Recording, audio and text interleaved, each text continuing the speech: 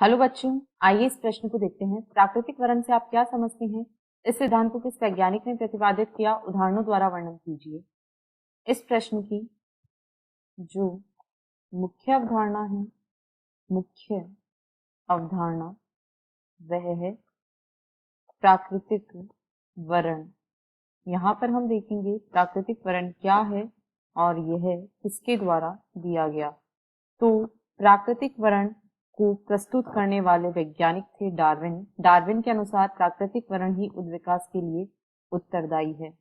Darwin के अनुसार प्राकृतिक वर्ण, डार्विन के अनुसार प्राकृतिक वर्ण ही उद्विकास हेतु, प्राकृतिक वर्ण ही उद्विकास हेतु उत्तरदायी है। डार्विन ने प्राकृतिक वर्ण को ही उद्विकास का मुख्य कारण माना था। और यदि प्राकृतिक वर्ण की बात करें तो इसका तात्पर्य होता है कि ऐसे जीव जो अपने वातावरण के लिए बेहतर अनुकूलित होते हैं। ऐसे जीव जो अपने वातावरण के लिए बेहतर अनुकूलित होते हैं, वे अधिक संख्या में संतानें उत्पन्न करते हैं, अधिक संतानें उत्पन्न करते हैं। और ऐसे जीवों का प्रकृति द्वारा चयन कर लिया जाता है और इस प्रकार इन जीवों की संख्या प्रकृति या पृथ्वी पर बढ़ती जाती है।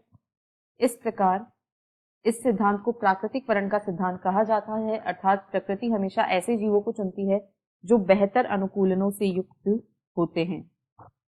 अनुकूलन जीन स्तर पर होता है तथा वे विभिन्नताएं हैं जो अनुकूलन द्वारा उत्पन्न होती हैं, जीव को प्रतिकूल वातावरण में भी जीवित रखने तथा प्रकृति द्वारा चयनित करवाने में सहायता करती हैं। यदि हम प्राकृतिक वर्ण के उदाहरणों की बात करें तो पीड़कनाशी प्रतिरोधी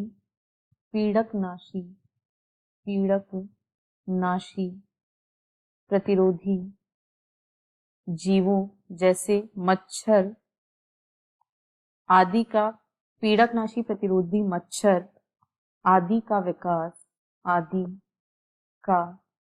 विकास होना, यह प्राकृतिक वर्ण को दर्शाता है। इसके अलावा इसके साथ ही यदि हम बात करें तो औद्योगिक अतिकृष्णता यह भी प्राकृतिक वर्ण द्वारा उद्विकास का एक उदाहरण है। इसकी यदि हम बात करें तो जहां औद्योगिकरण नहीं हुआ वहां गहरे रंग वाले मौत की संख्या कम थी। यदि हम इसको विस्तार से देखें तो ऐसे क्षेत्र जहां पर औद्योगिकरण नहीं हुआ वहां पर गहरे मौत की संख्या कम थी।